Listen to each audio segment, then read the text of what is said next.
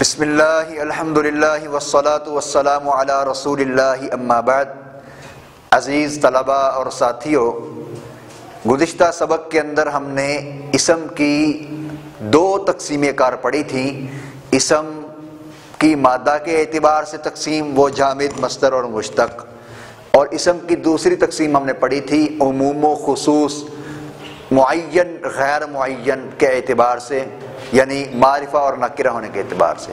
میرا یہ ذہن ہوتا ہے کہ جب اگلا سبق شروع کروں تو ساتھ پچھلے سبق کا خلاصہ آپ کو بتا دوں، تاکہ ربط جو ہے وہ قائم رہے، پتہ ہو ہمیں کہ ہم پیچھے کیا پڑھ کے آئے ہیں اور ہم آگے کیا پڑھ رہے ہیں۔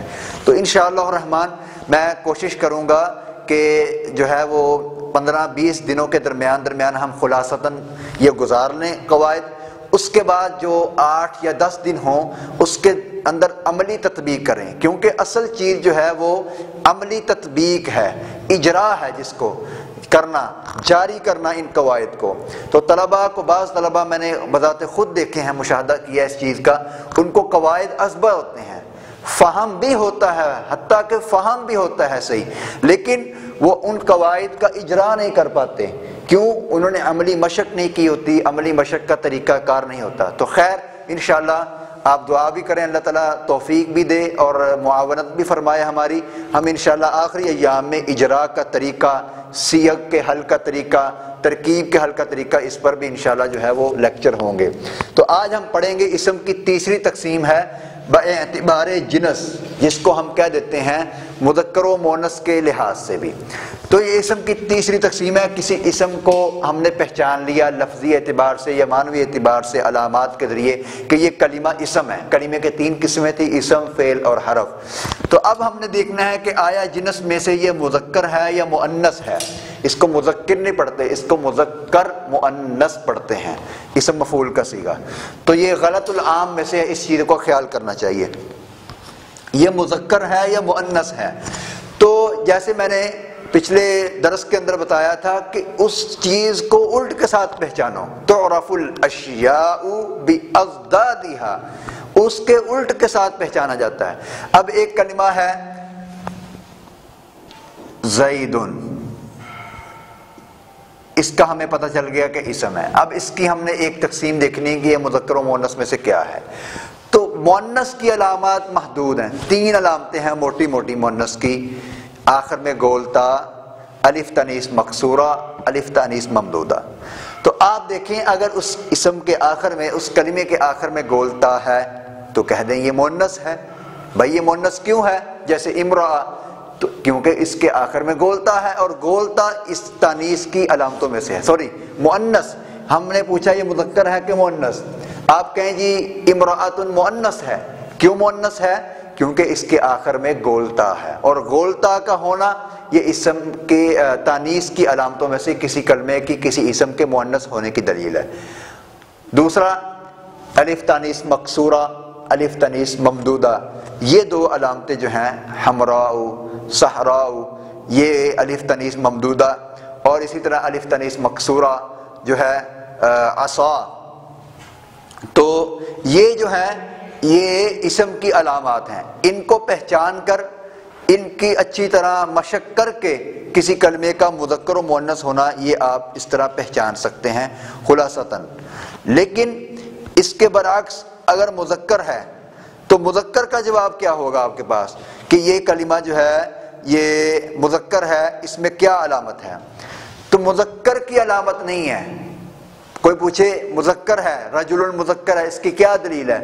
تو مذکر کی دلیل اس میں یہ ہے کہ اس میں مؤنث کی کوئی علامت نہیں ہے۔ بات پھر وہی ہے کہ آپ نے اس کے الٹ جو جنس ہے مؤنث، اس کو دیکھ کر جواب دینا ہے۔ رجل مذکر ہے، کیا دلیل ہے مذکر ہونے کی؟ کیونکہ اس میں مؤنث کی علامت نہیں ہے۔ مؤنث کی کتنی علامتیں ہیں؟ موٹی موٹی مؤنث کی 3 علامتیں ہیں، جو ہے وہ آخر میں گولتا ہو، الف تانیث مکسورہ، الف تانیث ممدودہ، یہ جو ہے یہ 3 علامتیں ہیں۔ یہ جس کلمے کے اندر ہوں گی وہ مؤنث شمار ہو جائے گا، اور جس کے اندر نہیں ہوں گی وہ مذکر شمار ہو جائے گا۔ اس کے علاوہ جو یہ خلاصتاً میں نے آپ کو بتایا کہ یہ پہچاننے کا طریقہ ہے۔ ویسے مؤنث کو جو ہے وہ دو طریقوں سے یعنی پہچانا جاتا ہے، ایک علامت کے اعتبار سے جیسے یہ میں نے بتایا، ایک ذات کے اعتبار سے۔ مثلا اب زینب ہے، یہ کلمہ زینب زینب ہے، اب کوئی پوچھے کہ یہ اسم ہے، اسم کی ایک تقسیم ہے جنس کے اعتبار سے مذکر و مؤنث، یہ ان میں سے مذکر ہے یا مؤنث ہے؟ تو مبتدی طالب علم تو کہے گا کہ مؤنث کی 3 علامتیں ہیں، آخر میں گولتا کا ہونا، الف تنیث مکسورہ کا ہونا، ممدودہ کا ہونا، تو اس میں تینوں نہیں ہیں، لہذا یہ مذکر ہے۔ نہیں عزیز طلبہ، یہ مذکر نہیں ہے، یہ مؤنث ہی ہے۔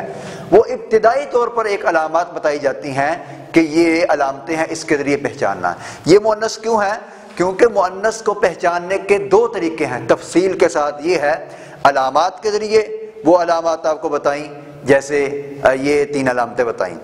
دوسرا یہ ہے کہ ذات کے اعتبار سے، ذات کے اعتبار سے، تو ذات کے اعتبار سے جو فی نفس ہی بذات خود مؤنث، اب زینب یہ ایک عورت کا نام ہے، عورت جنس مؤنث کی ہے نہ کہ مذکر کی ہے، تو اس اعتبار سے آپ مختار النحو کو تفصیل میں ان کے اس میں انہوں نے لکھا ہوا ہے، اور آخر میں انہوں نے اس مذکر و مؤنث کے سبق میں مؤنث سماعی جو ہے، جو سماع پر موقوف ہیں، جن کے اندر دونوں چیزیں جائز ہوتی ہیں، یعنی ان کے اندر جو سماع ہوتی مؤنث سماعی، اس کو مذکر بھی شمار کر لیا جاتا ہے اور مؤنث بھی، کبھی اس کے ساتھ مذکر والا معاملہ کر لیا جاتا ہے، کبھی اس کے ساتھ مؤنث والا معاملہ کر لیا جاتا ہے، کیونکہ وہ سماعی ہے، اور سماع کا مطلب ہے کہ عربوں سے جو ہم نے سنا ہے اس اعتبار سے ہم نے اس کو مؤنث مان لیا، وگرنہ اس میں نہ لفظوں کے اعتبار سے کوئی دلیل ہوتی ہے مؤنث ہونے کی، نہ ذات کے اعتبار سے، جیسے ہم پڑھتے ہیں دارن، جگہوں کے نام، ملکوں کے نام، شہروں کے نام، تو یہ ساری تفصیل آپ جو ہے یہ مختار النحو میں دیکھ سکتے ہیں۔ دوسری جو میں نے تقسیم بتائی ہے کہ ذات کے اعتبار سے، یعنی زینب عورت کا نام ہے اور عورت ذات جو ہے یہ مؤنث کی ہے، تو اس میں 2 تقسیمیں کار آگے بنتی ہیں، وہ ذرا کچھ تفصیل ہے اس میں، تو اس کا میں تھوڑا سا اشارہ دے دیتا ہوں، باقی آپ اس میں دیکھ سکتے ہیں۔ دیکھیں یہ اشارات اور یہ اختصار اس لیے ہے کہ ہمارے پاس وقت کم ہے، ہمارا مقصد ہے آپ کو رستہ دکھلانا، آپ کو رہنمائی کرنا، آگے آپ کا کام ہے کہ آپ جو ہے وہ اس کو مزید کتابوں میں جا کر دیکھ لیں۔ استاد جو ہوتا ہے یا جو رہبر ہوتا ہے وہ ایک رستے پر چلنے کا طریقہ بتا دیتا ہے، آگے طلباء کی محنت ہے، کوشش ہے اور کاوش ہے، وہ جتنی محنت کریں، جتنی کوشش کریں، جتنی جد و جہد کریں، اتنا پھل پا سکتے ہیں۔ آج انشاءاللہ جو ہے وہ میں کہہ بھی دوں گا، جو ہے مختار النحو وہ PDF گروپ میں سینڈ بھی کر دی جائے گی جہاں سبق آتے ہیں، تاکہ آپ جن طلباء کے پاس تو کتابی شکل میں موجود ہے یہ آپ دیکھ سکتے ہیں۔ یہ کتاب ہے مختار النحو، یہ ہمارے شیخ ہیں مولانا مختار احمد سلفی متعن اللہ بطول حیاتی، یہ ہمارے استاد بھی ہیں، یہ ان کی کتاب ہے۔ تو میں ہر طالب علم کو جو بھی مجھ سے پوچھے کہ قواعد نحویہ کو یاد کرنا اور ان کو ازبر کرنا ضبط کے لحاظ سے، ابتدائی طور پر بھی یہ کتاب بہت بہترین ہے، بہت شاندار ہے۔ اوپر متن میں اس کے مختصراً قواعد دیے ہوئے ہیں، جو مزید کوئی بات تفصیل کے لیے وہ نیچے حواشی کے ساتھ جو ہے وہ ذکر کر دی جاتی ہے۔ تو یہ PDF بھی آئے گی، لیکن اصل کتاب جو ہوتی ہے وہ اس طرح کتابی شکل میں ہوتی ہے۔ تو آپ حضرات کوشش کریں کہ اس کتاب کو خریدیں، اگر تھوڑا سا صبر کر لیں گے تو آئندہ انشاءاللہ دنوں میں یہ مزید اضافوں کے ساتھ یہ دارالسلام سے مطبوع ہو رہی ہے۔ تو بہرحال یہ ایک آپ کے اضافی کے لیے اور فائدے کے لیے بات کر دی تھی کہ آپ مذکر و مؤنث کا سبق یہ آپ اس مختار النحو میں دے سکتے ہیں، کہ جو ذات کے اعتبار سے اس میں پھر آگے 2 تقسیمیں کار ہیں، حقیقی اور غیر حقیقی۔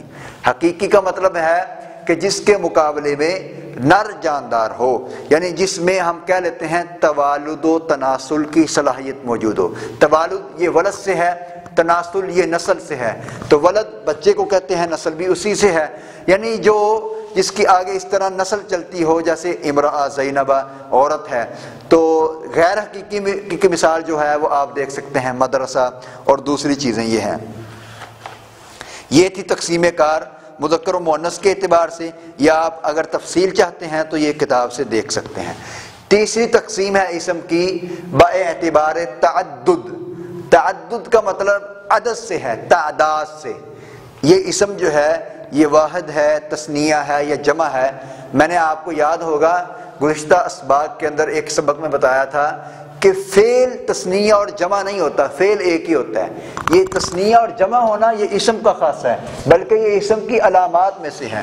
تو آپ نے کسی کا اسم کو پہچاننا ہے کہ واحد ہے، تثنیہ ہے یا جمع ہے، تو اس کی بھی علامات ہیں۔ ایک معنی کے اعتبار سے آپ پہچانیں، جو ایک چیز پر دلالت کرے وہ واحد ہے، رجل۔ جو دو پر دلالت کرے وہ تثنیہ، یہ معنی کے اعتبار سے ہم دے سکتے ہیں، رجلانی۔ اور جو جمع رجال، کئی مرد، یہ جمع ہے۔ لیکن لفظوں کے اعتبار سے تثنیہ اور جمع کو پہچاننے کا یہ اس کی آگے تفصیل ہے، وہ انشاءاللہ آئندہ سبق میں بیان ہوگی۔ السلام علیکم ورحمۃ اللہ وبرکاتہ۔